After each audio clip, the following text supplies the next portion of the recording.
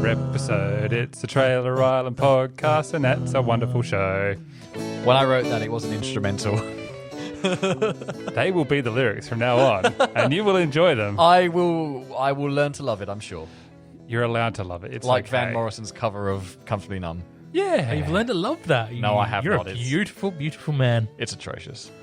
Anyway, that's not what we're here to talk about. Yeah, Hello, well, everyone. Yes, hello. Welcome to the Trailer Island podcast, where we talk about films and their trailers. Did the film deliver what the trailer promised? I am Alex, and I'm joined by... Matthew. And I am Steve of the Dead. Steve of the Dead. Oh, maybe that's giving a... Oh, you might take the crown away from Matthew as the Segway King. I am That's right. quite good at my subtle segues. That's right. This week we're doing Lawrence of Arabia. I'd love to do Lawrence That of did Arabia. not work at all. That was a terrible, terrible segue. Can I redeem myself? You can redeem yourself, but what year was this released? 2004. I've just realised where this is going. Oh, no. 2005, which I believe makes it qualify for... Correct me if I'm wrong, Alex. This is a time tug.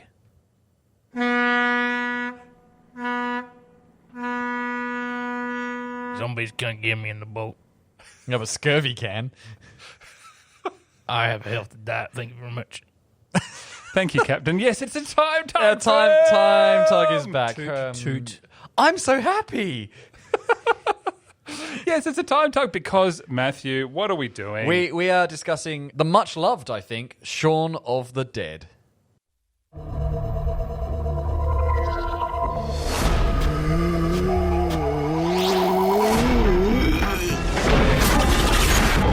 Do you ever think that modern life is not for you? Do you do the same dead-end job every day? Is your love life dying on its feet? To a wonderful mum. Have you ever felt that you're turning into the end of the world? A zombie? Maybe you're not alone. Pissed. Although no one official is prepared to comment, religious groups are calling it Judgment Day. It is vital that you stay in your homes. Avoid all physical contact with the assailants.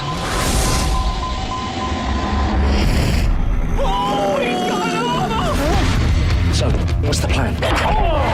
Bash him in the head, that seems to work out. Why have we got to go Lizzie? Because I love her. Alright, okay. Wait there. Hold it there.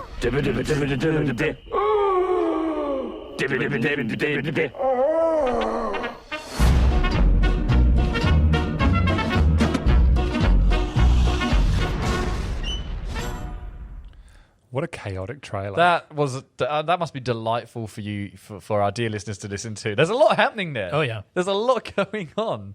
It makes sense if you've seen the movie because you know what you're listening to. But if you haven't seen this film, that trailer's just going to sound absolutely like anarchy. That was the British trailer. There is a US version as well. I think it's I don't know if it's... I think it's more or less... I was just having a little look earlier. I think they're more or less the same. It's the narration mainly that's different. Right, okay. Steve, you have an apology to make. I insisted that this movie was released in 2005. Once again, the views of Steve do not reflect those of the Trailer Island podcast. Or its affiliates. Yes, if anyone wishes to legally pursue this matter, we're all aware of where you can find my lawyer. And would you like to correct yourself? Remedy and yourself? Tell us It's where... 2004. Which means that... This is a time tug. We've already covered that. No. Maybe Matthew was actually correct the first time. Oh, sometimes you make these motions that you only make when I forget your birthday. Which is every year. Is it? Oh, it is, isn't it? Yeah. Your birthday is every year. All right, correct. Moving on, Shaun of the Dead. So, this film is a Edgar Wright comedy, written directed by Edgar Wright. Part of the Cornetto trilogy. The first part of the Cornetto trilogy. Made before they realised it was even going to be a trilogy. And they named thereof because of, I guess, just because. In this movie, at the beginning of this movie, so our main characters are played by Simon Pegg and Nick Frost, and they're a great comedic duo. They've done loads of films together before, and TV before this, and then loads of films after this. And there's a bit where they're hungover and he says, "Do you want anything from the shop?" A cornetto. It was a throwaway joke, and Cornetto gave them free ice creams at the premiere. Oh, really? And so in the subsequent films, this was followed by Hot Fuzz and The World's End, they only put cornettos in them in the hopes that they would then get free cornettos at the premieres again. And this became the Cornetto trilogy. What you're saying is Edgar Wright is a sellout. Well, they weren't getting paid to have cornetto. They're getting paid in cornetto. Well, they were hoping. It wasn't agreed they were going to get paid in cornetto, but they were hoping so. So that's how the Cornetto trilogy came to be, is purely because of that. The premiere for this movie, they got free ice cream, which is quite funny, actually. I love that story. Well, now this being Shaun of the Dead was released very shortly after Zack Snyder's Dawn of the Dead. I wonder if there's a connection there. I don't know. I'm not the Segway king. I find it strange because I'm pretty sure it was the same company.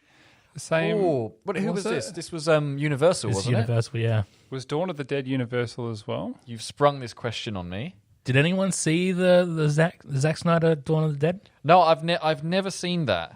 I've never seen any of the George Romero No, Dawn of the Dead That's either. the thing, is I am not a huge fan of zombie films. I don't. It's not so much that they're scary; they just legitimately make me feel very uncomfortable because it's this kind of I don't like the whole zombie thing, and so it is actually unusual. Even though this is an unusual zombie film, it is unusual for me to like this movie. I do not like zombie films at all. I get bored by horror, and so for a horror to be crossing over with the comedy genre, I could not be happier.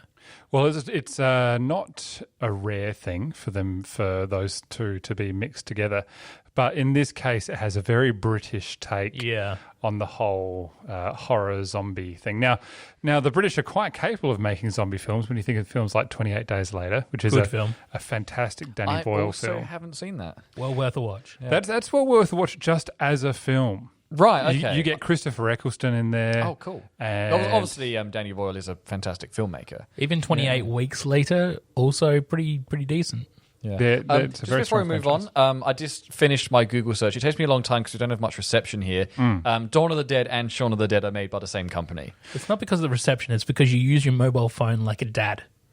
Maybe I am a dad, Steve. Did you ever think to ask? Tappy man. Tap it with your index hand. Look, doesn't matter. We were talking. So it's very strange, or I feel like it's very strange that they were like, yeah, sure, let's release these films weeks apart, when it's obviously a very strong play on the name, not necessarily the story, I guess. But it's an interesting marketing decision. It is. You can easily get those confused. Oh, absolutely. Well, could you? Well, if you're not invested in either of them, you go Dawn of the Dead, and then 2 days later, I'm going to go see Shaun of the Dead. It's like, I guess they were the same movie. Maybe I just misremembered it. You know, Here's our tentpole horror for this season, and here's the British version. Now we've got our character Shaun, yes, played by Simon Pegg, and he's a bit of a loser. Yeah, he's sharing his little house with his best mate and someone else they both went to school with. Mm-hmm. And this guy he's successful. He's in his suit and tie. He's got a car. And then Simon Pegg and Nick Frost, Ed and Shaun, are basically just drop kicks. They have, I don't think Ed has a job. No. Shaun has a casual job, I believe. White goods store. And they're not really. Their life has no trajectory. They just play Halo. They get really drunk, and that's about it. Head down to the Winchester And wait for the whole thing to blow over. Yeah. And in classical film zombie fashion, not that they like to use the Z word in this film. No, or do you mean the Z word? The undead apocalypse comes to their front door. Quite literally to their front door. Yeah. The comedy in the... Sorry, no, rather the fact that they completely rely on all the cliched tropes of a zombie film in this only adds to the comedy. Oh, yeah. They do it very deliberately, like the silhouette person clawing at a door, but they just think it's someone who's drunk trying to get into the pub after it shut its doors. It's that kind of misdirection and sort of the deconstruction. Deconstruction. You, the audience member, know what's happening, but the characters are so clueless. Mm-hmm. It's hilarious. It is hilarious. Like there are real stakes in this movie. People die in this movie, But it's hilarious. It's really well put together. Edgar Wright is quite well known for his visual ability to tell a story. Yes. And in this is no difference. And it's even in the trailer. I was actually... So obviously, 2004, I missed this film. I was too young, because this has a hard R rating, this movie. I was too young to see this because of the blood and gore that's in it. As a result, didn't see the trailer. So watching the trailer previous to us recording this, I was surprised to see... It's almost as if Edgar Wright had actually cut that trailer himself, because it's got all the sort of editing tropes that he's so well associated with now. It's even got the music that's in the film itself, and it's such... I don't think I've ever seen a trailer that is such a good representation of what the film is. Right. It's so spot on. You're looking both at me look very strangely at the moment. No. I'm engaged with your okay. excitement. Yeah, it's such a good trailer. You watch that trailer, you know exactly what you're going to get. It's going to be a little bit silly. A little bit silly. It's going to be a little bit potentially violent. I Yep. think that's probably why I didn't go see it in the first place. I remember sort of knowing that this film was around and going, "Oh, this is probably just the silly English." Because this is sort of at the time of Scary Movie and all that sort of stuff. Yeah, that's a good point, actually. It's contextually, to remember when this film came out, it was amidst all those... They're not... The Scary Movies films are not at the... This is actually a well-made movie. Whereas Scary Movies are just, let's just be silly and make fun of all the... It's not making fun of the... it's a comedy film that doesn't deliberately make fun of... The zombie films, whereas like Scary Movie deliberately is like slapstick comedy. Yeah. Scary Movie is a parody. I would say Shaun of the Dead is a satire. I'd say it's a love letter. Yeah, that's a good way of looking at it. Shaun of the Dead has something to say about horror movies. Absolutely. And Scary Movie is just simply there to just parodying it. Yep.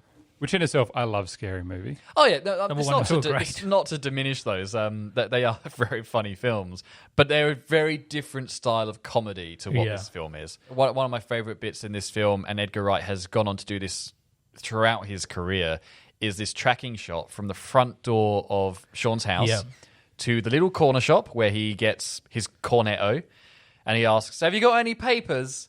"Oh, I'll just have to come back later," kind of thing. The way there, he does it twice, because you've got the very normal, everything's normal thing. You see, he waves hi to the neighbors, or a neighbor kicks a soccer ball around, that kind of thing. And then after the zombie apocalypse, he's hungover. He does exactly the same journey. The camera does exactly the same shot, apart from everything is all gone to hell, and he doesn't notice a single thing. I think those two shots may be a couple of my favorite shots in all of cinema.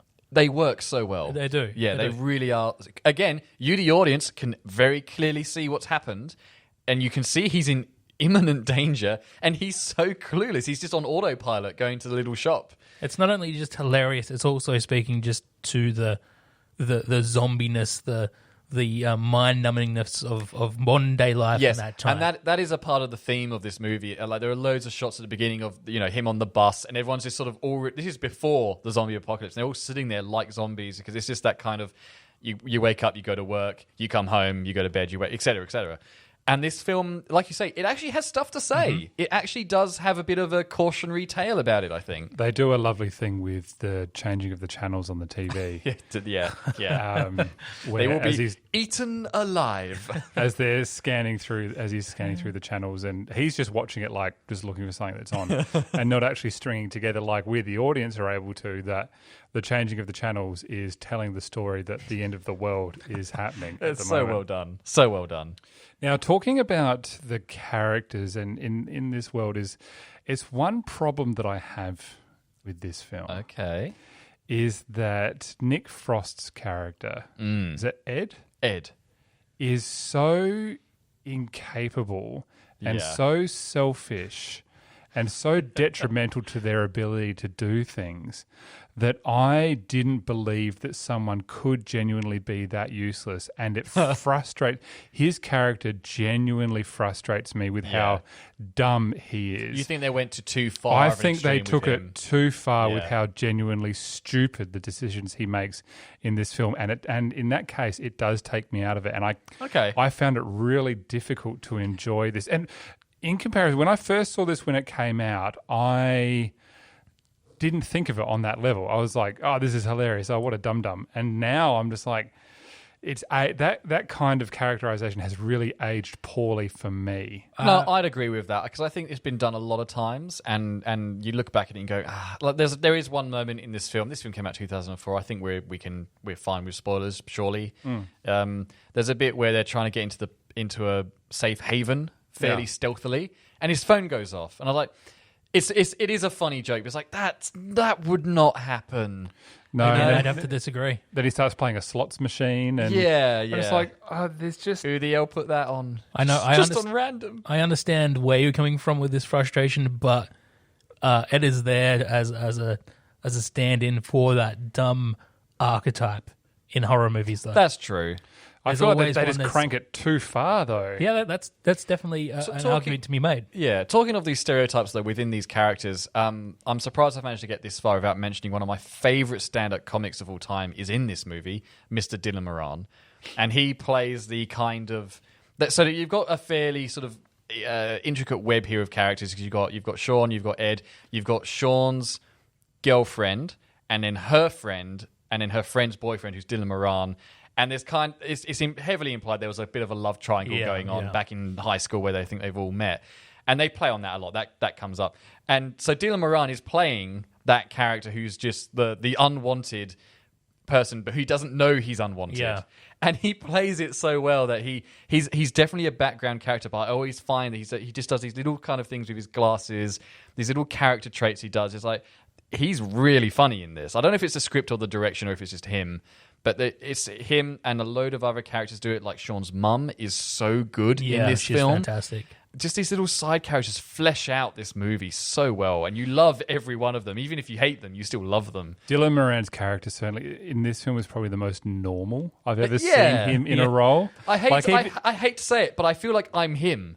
And I don't want to be him, but I think I would be him if I was in that situation. I feel like he is in this. He's not being Dylan Moran. He's having to act to tone it down. Because I even feel like his personality as a stand-up comic is more manic than this character. Like they've hit him with a tranquilizer. He's quite natural in this. Yeah. Then you compare it to a TV series like Black Books where he's just absolutely manic. But yeah, this is the most, as you say, natural that I think I've ever seen him. And obviously, then you've got the wonderful Bill Nighy as Shaun's stepdad. Mm-hmm. Philip is his name, and I think even though they play the kind of stepson hates the stepdad thing, the relationship actually plays out really well and is a really heartfelt thing. And it's like, wow, I really care about this relationship. Like these two people, like there's a bit at the beginning where Philip turns up at Shaun's job to remind him that he's meant to be coming over that weekend for dinner. And you kind of get the feeling that Philip's always tried to have a relationship. Yeah. They've just not been able to do it.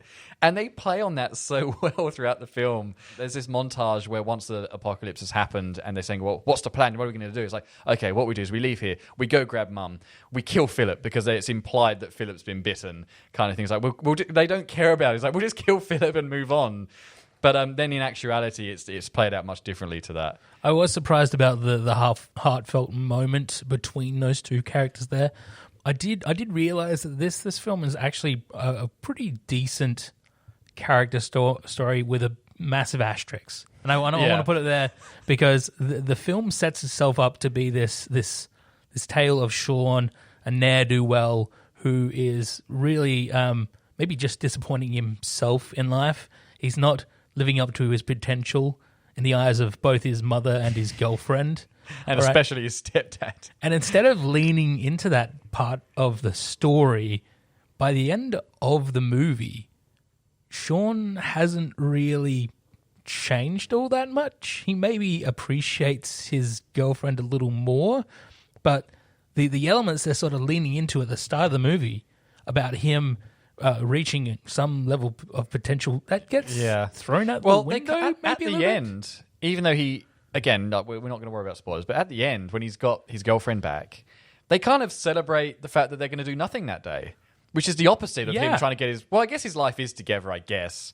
But it's like, oh, what are we doing today? Oh, have a cup of tea, maybe watch the TV. It's like, oh, perfect, sounds good. It's like, so how is that different to what he was doing before? I've never understood what Edgar Wright was trying to say there. Yeah, I'm not going to pretend to understand it. I was like, that's an interesting arc, or lack of arc. I kind of got from it that now that they were back together, is that she has been able to change his life in a way that they've sort of come to an agreement where they're still in the same house, but if you look at the house, it's now well furnished. It's much clean. nicer. Yeah. It's tidy.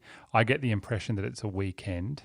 So they're enjoying themselves on a weekend, and that's the plan, because we've just gone through this manic hour and a half of avoiding the zombie apocalypse, and now they have the opportunity, because they've gotten through it all, to relax. Oh, you're saying the film's a metaphor for the working week? Potentially. I don't know. kind of like that. Yeah, no. Because they do spend a lot of the time at the pub after work, if you want to call it that, you know. I felt like they finish off better than they started. I would agree. Oh, definitely. I just didn't think that the two messages, like the message at the end of the film is like, appreciate what you've got for what it is. I didn't think that tracked what they were trying to say at the beginning of the film. The film's definitely not trying to make some sort of statement. No, that you need to change your life in any this way. film, but it's not Schindler's List. You know, it's not trying to change the world. It's just meant to be a fun zombie film. Yeah, I would disagree. Oh, I think it's got a lot to say about our place in the world at that part of the century. it does say something about just sort of meandering through life, doesn't it? Yeah. Where just like the difference between zombies and someone who's tired is kind of, indiscriminate. There's Shaun walks down the street in the middle of a zombie apocalypse and doesn't notice because he's so used to these dull characters around these him. Sort of dislocated shapes of people. And perhaps he himself appearing to be a zombie is that none of the other zombies pay attention to him. Yeah. It's definitely got cultural value, I think. 'Cause I guess- I'm not. I don't want to dispute the cultural value. Because I guess basically, like, that is then implying that he is already dead inside as well. Yeah, well, that especially that the one for me is that shot on the bus is Yeah. where he's sitting there and he is a zombie on that bus just going to work, and he is just dead to the world. And I think, I know maybe I have to retract my statement now that we've discussed that. Yeah, it's definitely got stuff to say. Definitely not just a simple comedy film. No, that was a disservice, I think. There is, a simple comedy film just gives you a laugh a minute and you move on. But in this, it's punctuated by, honestly, extreme violence. And there are. It's not for the faint of heart, this film. Like, there is actually some really horrific gore. Genuinely horrific violence. I'm so desensitized. I've never really considered that at all. I've always watched that movie and I'm like... It's so the film that came out after this, Hot Fuzz, which is the police buddy cop film, there's a bit where the church falls off and lands on a guy, impales him. Yeah. For me, that was horrendous, but I remember talking to someone about it and said, oh, that was fine. It's like, in what world is seeing that fine? It's just, so I just a comment on being sort of desensitized. They get access to a gun at some point. I'm like, they're shooting people in the head, and like it doesn't hide any of it. To a Queen song. Yes. and I guess that's the lovely juxtaposition that you get, that is the comedy element, is that they're doing these horrific things and then it's set to, a pop song. There's actually, talking of the pop song, that the Queen song they use, it's a nice comment on mosh pits as well, which is, they cut to, they're trying to flick, the lights are going off because the switchboard's been hit or something, or he's trying to find the right switch.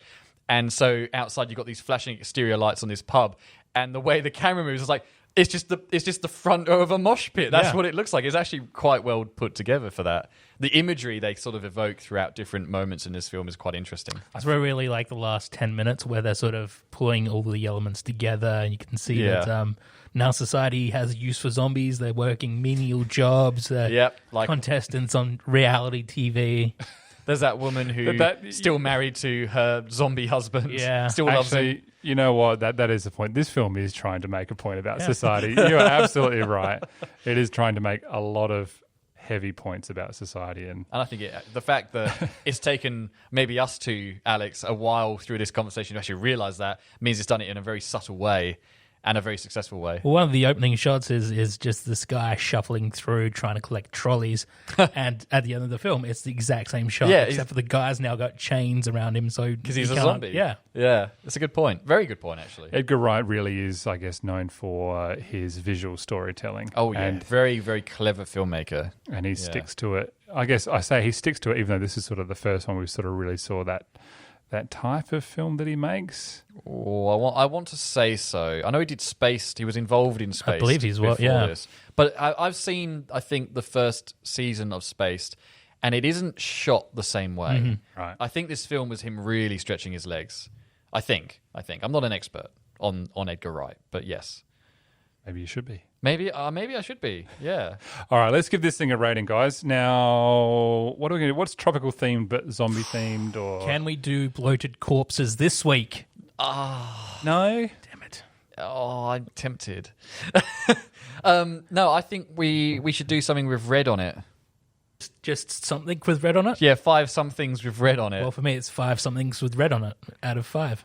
Well, give us your reasons. Yeah, go on. I think I've sort of touched on the commentary this film gives us, which I think is spot on to a T and still relevant today as well. I think the comedy is second to none. If anything, it's a little bit. I would say more refined in Hot Fuzz, and it's just a little bit shaggy in this film, but still really, really good comedy. Okay. And yeah, Simon Pegg and Nick Frost, fantastic. Oh, they're a dynamic duo. Mm-hmm. Yeah. I'm actually going to give this film a 4. I've always felt that Hot Fuzz is the superior film to this, and I know that is a point of contention amongst Edgar Wright fans across the planet.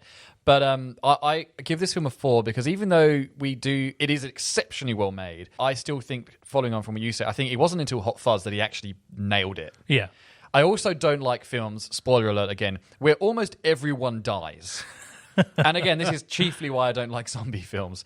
So for that reason, it's like the last half hour is actually got a bit of a depressing edge to it, which I don't really enjoy, despite the comedy. So yeah, it's a 4 from me because I think Edgar Wright, Simon Pegg, and Nick Frost were definitely onto something here. They'd found their style, but I don't think they'd nailed it until Hot Fuzz for me. So it's 4. Okay, well, I am going to don't jump the table. 3.5. You have been uncharacteristically quiet during this. Well, I think for the reasons that I stated before is that they tried to look at some of the tropes of characters and just amp them up too far to the point where it did feel like it erred on the side of ridiculous.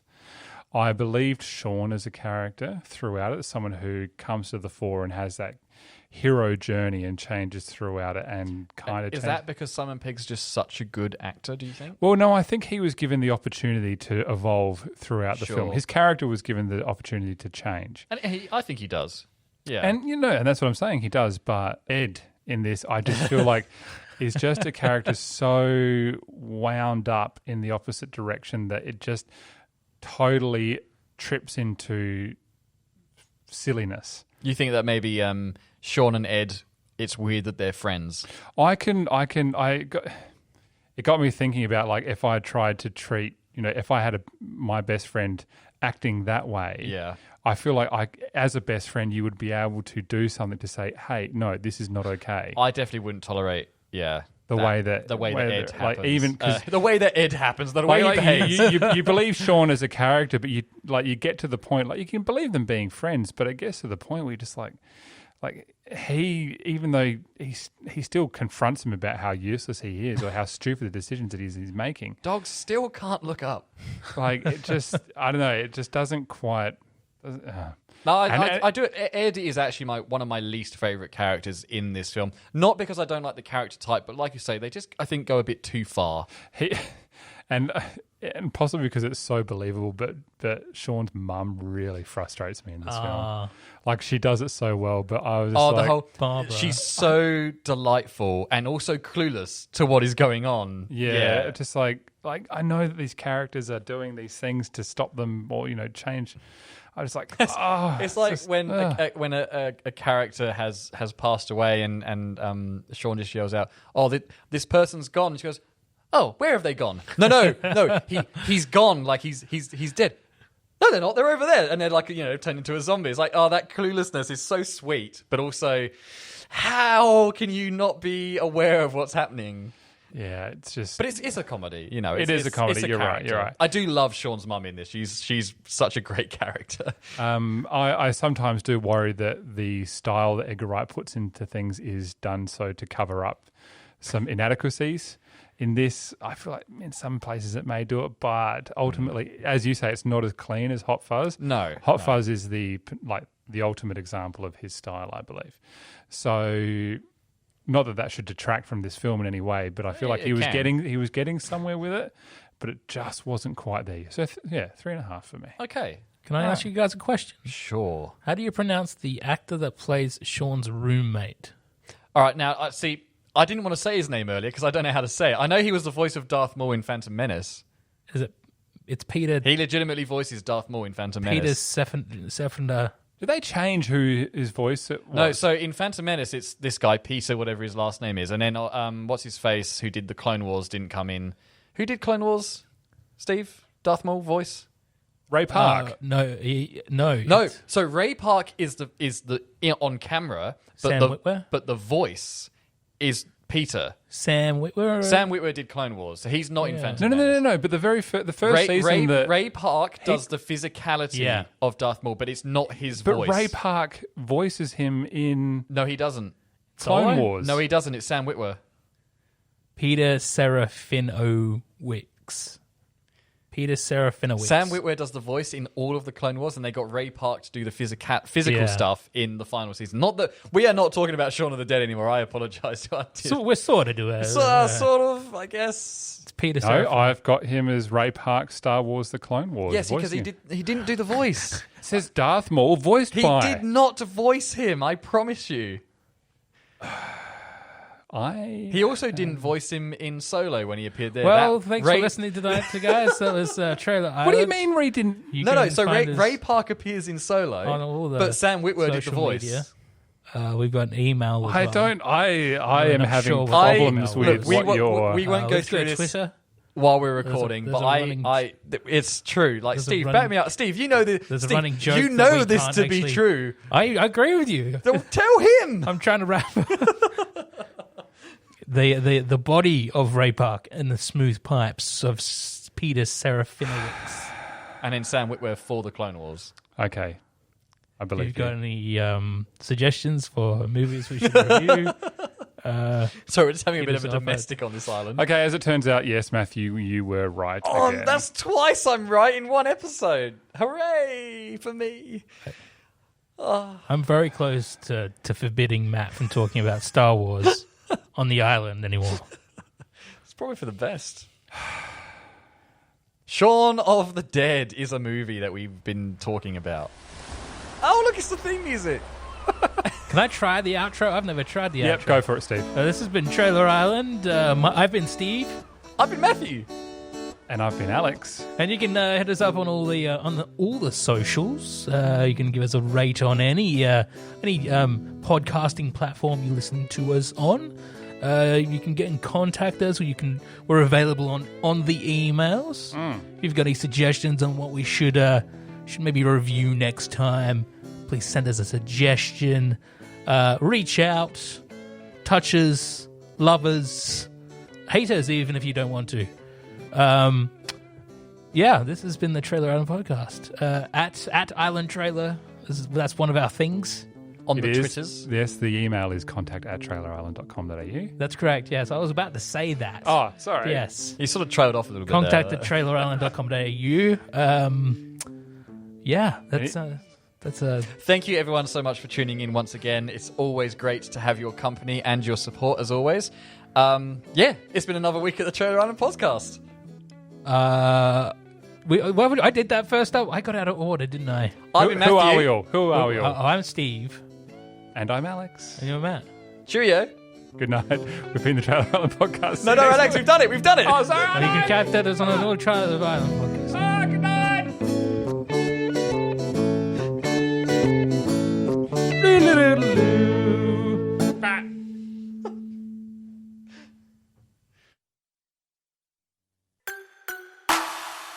This is a Narrative Network podcast.